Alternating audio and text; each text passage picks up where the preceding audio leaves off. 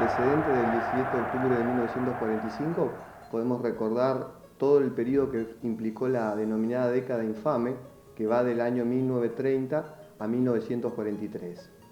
En 1943, el 4 de junio de 1943, se produce un golpe de Estado que derroca al presidente Castillo, comandado por un grupo de oficiales, donde se destacaba el coronel Perón, el GOU, Grupo de Oficiales Unidos, y el coronel Perón, con una gran visión estratégica, se da cuenta de la importancia de un sector que se encontraba desprotegido o sin representación, que eran los trabajadores que habían llegado a la ciudad como consecuencia de las migraciones internas, de ese proceso de industrialización que se veía en el país.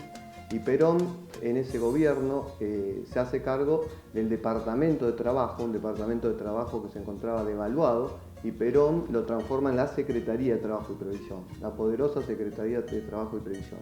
Desde allí comienza a atender a los dirigentes sindicales, le da importancia al dirigente sindical, a los obreros, a los sindicatos, se comienza una afiliación sindical obligatoria y mayoritaria, se pasa de los sindicatos de empresa a los de rama de actividad, se produce una gran cantidad de normas en materia laboral, previsional, de seguridad social.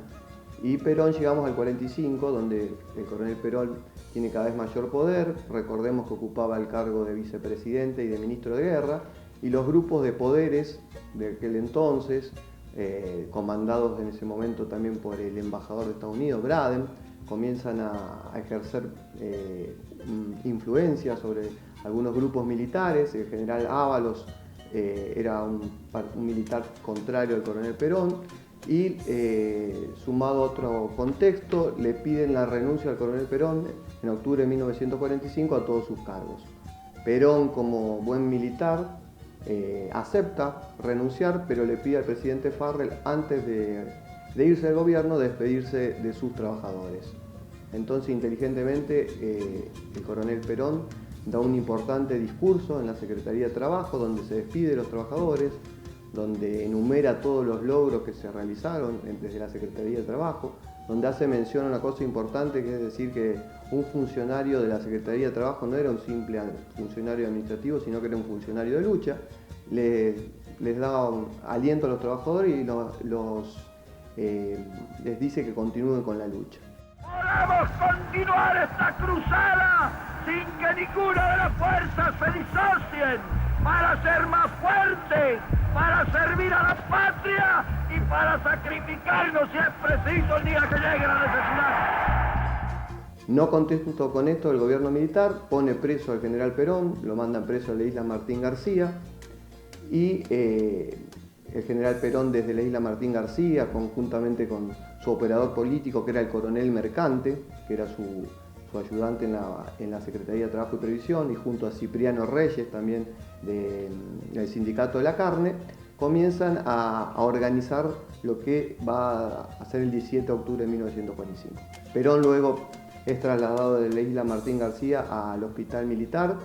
Allí está junto con Evita, viendo cómo acontecen los sucesos del 17 de octubre, y ya desde temprano comienzan a llegar oleadas de trabajadores a la Plaza de Mayo, familias enteras, y podemos decir que hubo dos movimientos ahí: los espontáneos de los trabajadores, de las familias que venían a reclamar por su líder preso, y también que los sindicatos, la CGT se había reunido y había establecido un paro general para el 18 de octubre que se adelanta un día.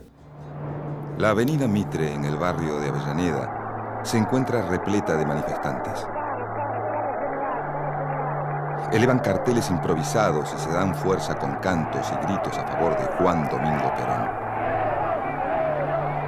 Los trabajadores imparables cruzan el riachuelo como sea para llegar a Plaza de Mayo.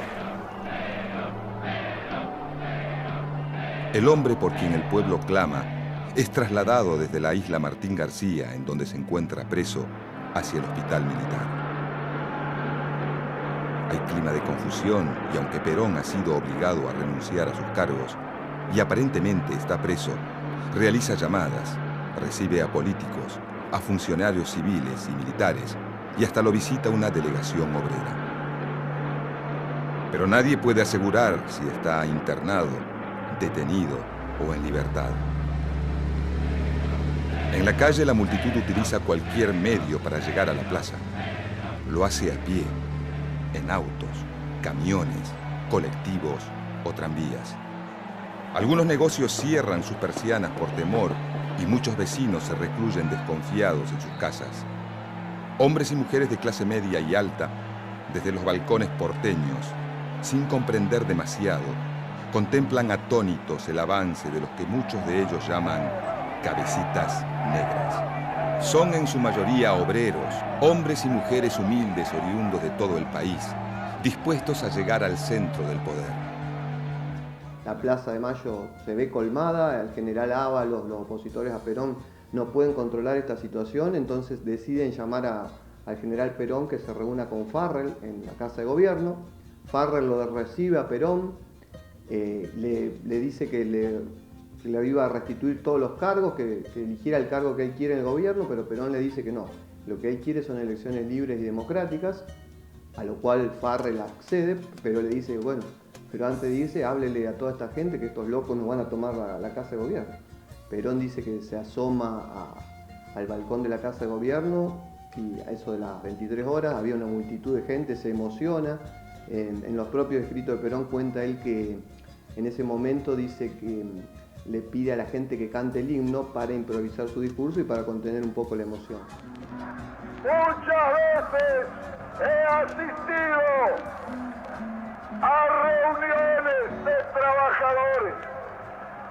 Siempre he sentido una enorme satisfacción, pero desde hoy sentiré un verdadero orgullo de argentino,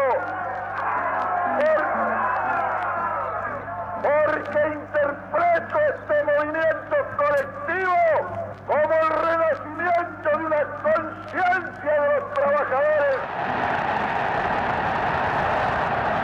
Una conciencia de los trabajadores que es lo único que puede hacer grande e inmortal la patria. De ahí Perón a los pocos días se casa con Evita y en febrero de 1946 vamos a tener el primer gobierno del general Perón, con todo el plan quinquenal y todos los beneficios que significó para los trabajadores. Por eso es tan importante el 17 de octubre de 1945 para los trabajadores, para los peronistas, para el pueblo en general, como el Día de la lealtad del pueblo para ese líder que tantos derechos les dio a los trabajadores, a las organizaciones sindicales y a los más humildes. Por eso es importante que lo recordemos, que sepamos la historia y que conozcamos los orígenes del movimiento obrero y de todo lo que hizo el general Perón por los que menos tenemos.